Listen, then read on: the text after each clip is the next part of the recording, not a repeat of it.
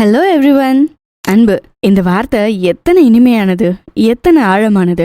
அன்புன்றது வெறும் உணர்ச்சி இல்லை, அது ஒரு வாழ்க்கை முறை. நம்மளை சுற்றி இருக்கிறவங்க மேலே நம்ம காற்ற அக்கறையும் பரிவும் அரவணைப்பும் தான் அன்போட உண்மையான வெளிப்பாடு. குறிப்பாக ஒருத்தங்க நம்ம மேலே உண்மையான அன்பு வச்சிருந்தா அது அவங்க செயல்லையும் பார்க்குற பார்வையிலையும் நம்மளை அவங்க தொடும்போது கூட அந்த அன்பு பிரதிபலிக்கும். உண்மையான அன்போட அறிகுறிகள் பல நேரத்தில் நம்மளை ஆச்சரியத்துக்கு ஆளாக்கும். சில நேரங்களில் அந்த அறிகுறிகள் நமக்கு தெரியாமலேயே நம்ம லைஃப்ல கலந்து நம்மள சந்தோஷமா வச்சுக்கும். ஒருத்தங்களோட அன்பு உண்மையானது அப்படின்னு எப்படி தெரிஞ்சுக்கிறது? அவங்க நமக்காக பண்ற சின்ன சின்ன செயல்கள், அவங்க பேசுற அக்கறையான வார்த்தைகள், நம்ம மேல அவங்க காட்டக்கூடிய கவனம், இப்படி பல விஷயங்களை அது உணர்த்தும். உதாரணத்துக்கு சொல்லணும்னா, ஒருத்தங்க நம்மளை பத்தி அக்கறையா விசாரிக்கிறப்ப, நம்ம கஷ்டங்களை சொல்லும் போது அமைதியா பொறுமையா கேட்கிறப்ப, நம்மளோட சின்ன வெற்றியை கூட பெருசா கொண்டாடுறப்ப அவங்களோட அன்பு உண்மையானது அப்படின்னு நம்ம புரிஞ்சுக்கலாம். இது மட்டும் இல்லாம நம்மளை பாதுகாப்பாகவும் ரெஸ்பெக்ட்ஃபுல்லாகவும் நடத்துறப்பவும், நம்மளோட உணர்வுகளுக்கு உணர்ச்சிகளுக்கு முடிவுகளுக்கு மதிப்பளிக்கிறப்பவும் அவங்களோட அன்பு உண்மையானது மட்டும் இல்ல, ரொம்பவும் ஆழமானது அப்படின்னு நம்ம புரிஞ்சுக்கலாம். உண்மையான அன்புங்கிறது எந்த ஒரு எதிர்பார்ப்பும் இல்லாம இருக்கும். அது நம்ம இருக்கிற விதமா அப்படியே ஏத்துக்கிட்டு, நம்மளோட வீக்னஸை புரிஞ்சுக்கிட்டு லைஃப்ல முன்னேற நம்மளை என்கரேஜ் பண்ணும். ஒருத்தங்க நம்ம மேல உண்மையான அன்பு வச்சிருந்தா அவங்க நம்மளோட லைஃப்ல ஒரு அங்கமா மாறி நம்மளோட ஹாப்பினஸ்க்காக எதையும் செய்ய ரெடியா இருப்பாங்க. அஃபெக்ஷன் 100% இருக்கும், ஈகோ 0% இருக்கும். அதனால நம்மள சுத்தி இருக்கிறவங்களோட அன்பை நாம மதிக்கணும். அவங்களோட சின்ன செயல்ல வார்த்தைகள்ல மறைஞ்சிருக்கிற அன்பை நாம உணரணும். உண்மையான அன்புக்கு விலை இல்லை, அதை நம்ம எப்பவும் பாதுகாக்கணும். ஏன்னா இன்றைய காலகட்டத்தில் எல்லாத்துலேயும் கலப்படம் வந்த மாதிரி இந்த அன்புலையும் கலப்படம் வந்துடுச்சு. யாரு உண்மையா பாசத்தோட இருக்காங்க, யாரு பொய்யா பழகுறாங்கன்னு கண்டுபிடிக்கவே முடியல. அன்புக்கு ஏங்குறவங்களுக்கு உண்மையான அன்பு கிடைக்கிறது கிடையாது. உண்மையான அன்பு கிடைச்சவங்களுக்கு அதை தக்க வச்சுக்க தெரியல. இப்படி பல விதம். இன்னைக்கு நாம பார்க்க போற டாபிக்ல உங்க மேல ஒருத்தங்க அன்பு வச்சிருந்தாங்கன்னா என்னென்ன சிம்டம்ஸ்லாம் தெரியும் அப்படின்னு தான் பார்க்க போறோம். ஒருவேளை நான் சொல்ல போற இந்த சிம்டம்ஸ்ல ஏதாச்சும் சிம்டம்ஸ் உங்க கூட இருக்கிறவங்களோட மேட்ச் ஆச்சுன்னா டோன்ட் மிஸ் தம். அந்த அன்பை விட்டுடாதீங்க.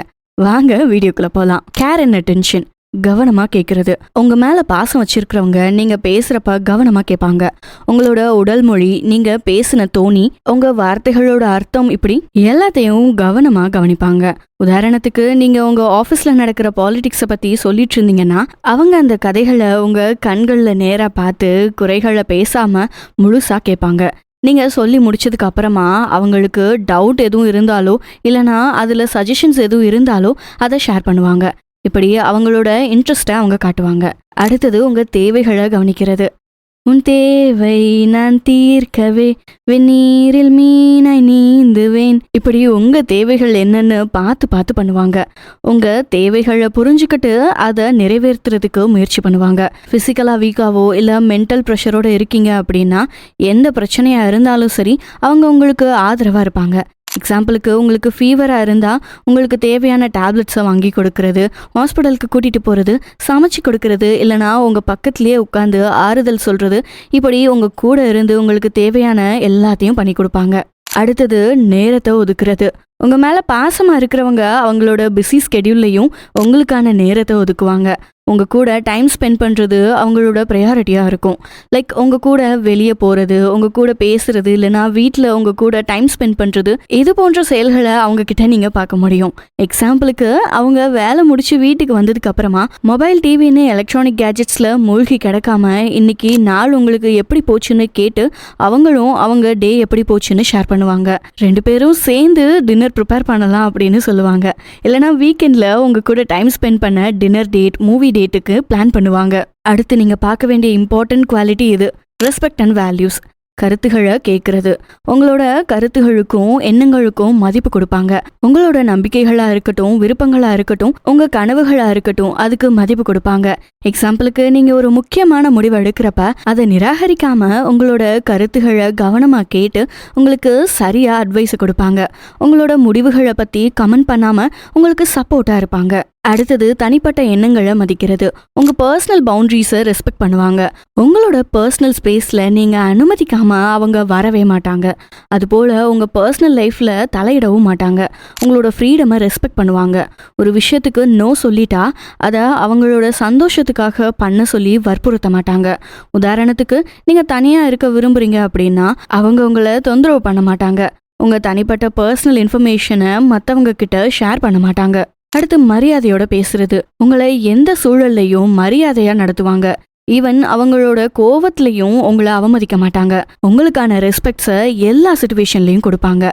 உதாரணத்துக்கு அவங்க பேசுறப்ப மரியாதையான வார்த்தைகளை யூஸ் பண்ணுவாங்க. உங்களை கேலி கிண்டல் பண்ண மாட்டாங்க. உங்களை ஒரு நாளும் புண்படுத்தும் விதமா பேச மாட்டாங்க. அடுத்தது சப்போர்ட் அண்ட் என்கரேஜ்மெண்ட். கனவுகளுக்கு ஆதரவு கொடுக்கறது. உங்களோட ட்ரீம்ஸுக்கும் கோல்ஸுக்கும் இம்பார்ட்டன்ஸ் கொடுத்து அதை நீங்க அச்சீவ் பண்ண ஃபுல் சப்போர்ட் பண்ணுவாங்க. நீங்கள் டவுன் ஆனாலும் உங்களை கூட இருந்து மோட்டிவேட் பண்ணிகிட்டே இருப்பாங்க. எக்ஸாம்பிளுக்கு நீங்கள் ஒரு நியூ பிஸ்னஸ் தொடங்கணும் அப்படின்னு விரும்புகிறீங்கன்னா அதுக்கு தேவையான ஃபுல் சப்போர்ட்டும் உங்களை நேசிக்கிறவங்க கிட்ட இருந்து தான் ஃபர்ஸ்ட் உங்களுக்கு வரும். உங்களுக்கு மாரல் சப்போர்ட்டாக மட்டும் இல்லாமல் ஃபைனான்ஷியலாகவும் உங்களுக்கு சப்போர்ட் பண்ணுவாங்க. அடுத்து உங்களோட டஃப் டைமில் அவங்க கூட நிற்பாங்க. ஒன்றும் இல்லை பார்த்துக்கலாம் அப்படின்னு உங்களை தைரியப்படுத்துவாங்க. உங்களை மோட்டிவேட் பண்ணி என்கரேஜ் பண்ணுவாங்க. உங்களுக்கு தோள் கொடுத்து உங்களை தாங்குவாங்க. ஃபிசிக்கல் அண்ட் மென்டல் சப்போர்ட்டாக இருப்பாங்க.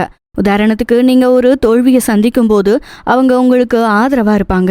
நீங்கள் உடஞ்சி போய் இருக்கிற நேரத்தில் எல்லாமே ஓன் தப்பு தான், நீ இப்படி பண்ணியிருக்கணும், நீ இதை பண்ணியிருக்கணும், அதை பண்ணியிருக்க கூடாதுன்னு சொல்லி இன்னும் நோகடிக்காம உங்கள் தப்பை சுட்டி காட்டாம உங்களை அகைன் முயற்சி பண்ண என்கரேஜ் பண்ணுவாங்க. உங்களை எல்லா விஷயத்துலையும் என்கரேஜ் பண்ணுறதை எப்போவுமே நிப்பாட்ட மாட்டாங்க.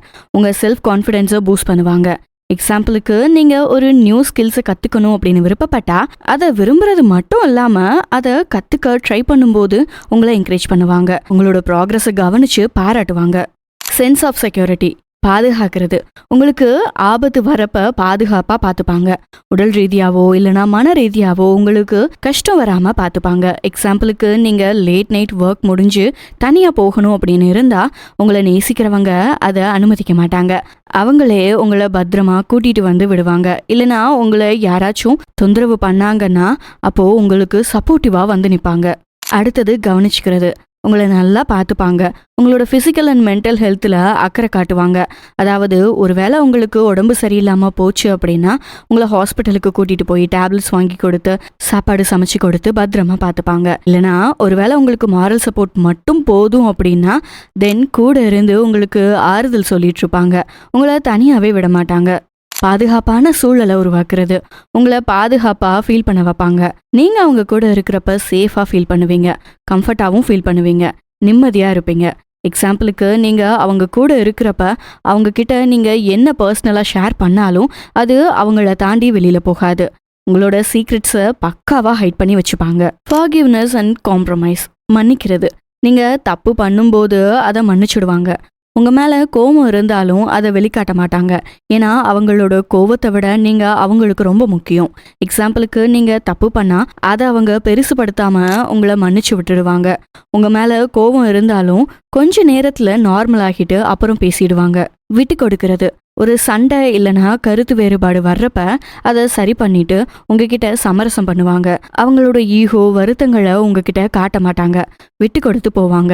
என்னதான் சண்டை வந்தாலும் முதல்ல வந்து காம்ப்ரமைஸ் பண்ணி பேச ஸ்டார்ட் பண்றது அவங்களா தான் இருப்பாங்க. எக்ஸாம்பிளுக்கு நீங்க நேசிச்சவங்க கூட நீங்க சண்டை போட்டீங்கன்னு வச்சுப்போம். அவங்க அவங்களோட தப்பை உணர்ந்து உங்ககிட்ட மன்னிப்பு கேட்பாங்க. அவங்க உங்களை சமாதானம் பண்றதுக்கு முயற்சி பண்ணுவாங்க. Happiness and love. மகிழ்விப்பது. உங்களை சிரிக்க வச்சு மகிழ்ச்சியாக வச்சுக்க முயற்சி பண்ணுவாங்க. உங்க கூட டைம் ஸ்பெண்ட் பண்ணுறத விரும்புவாங்க. உங்களை சிரிக்க வைக்க ஜோக் சொல்லுவாங்க. இல்லைனா உங்களுக்கு பிடிச்ச கேம்ஸை அவங்க கூட சேர்ந்து விளையாடுவாங்க. உங்கள் ஹாப்பினஸ் தான் அவங்க ஹாப்பினஸாக இருக்கும். ஸோ நீங்கள் சந்தோஷமாக இருக்கும்போது அவங்களும் உங்கள் கூட சேர்ந்து சிரித்து மகிழ்ச்சியாக இருப்பாங்க. உண்மையான அக்கறை. உங்கள் நலனில் உண்மையான அக்கறை காட்டுவாங்க. உங்கள் உடல் மற்றும் மன ஆரோக்கியத்தை பற்றி கவலைப்படுவாங்க. உங்கள் ஹெல்த்தை பற்றி கேட்டு தெரிஞ்சுப்பாங்க.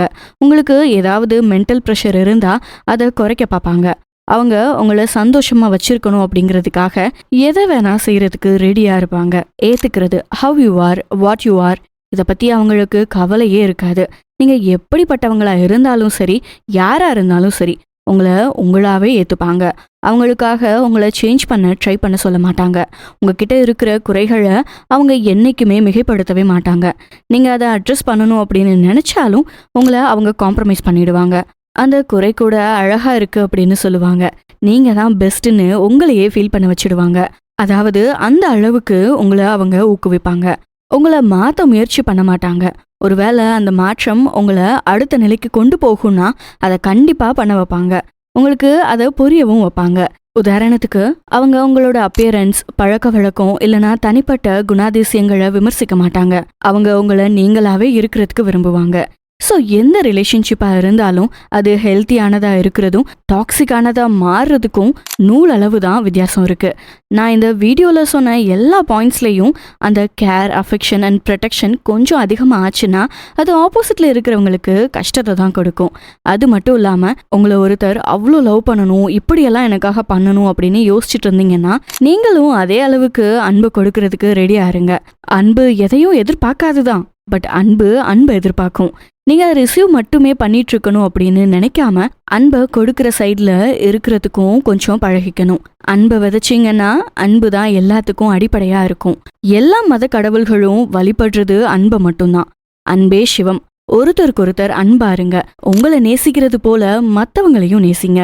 இந்த வீடியோ உங்களுக்கு பிடிச்சிருந்துச்சுன்னா நம்ம சேனலை லைக் பண்ணிக்கோங்க. வீடியோ பத்தின கருத்துக்கள் ஏதாவது இருந்துச்சுன்னா கமெண்ட் பாக்ஸ்ல பதிவிடுங்க. மீண்டும் இன்னொரு டாபிக்ல வந்து உங்களை மீட் பண்றேன். அது வரைக்கும் நம்ம சேனலை சப்ஸ்கிரைப் பண்ணிட்டு வெயிட் பண்ணுங்க. See you on another video. Bye.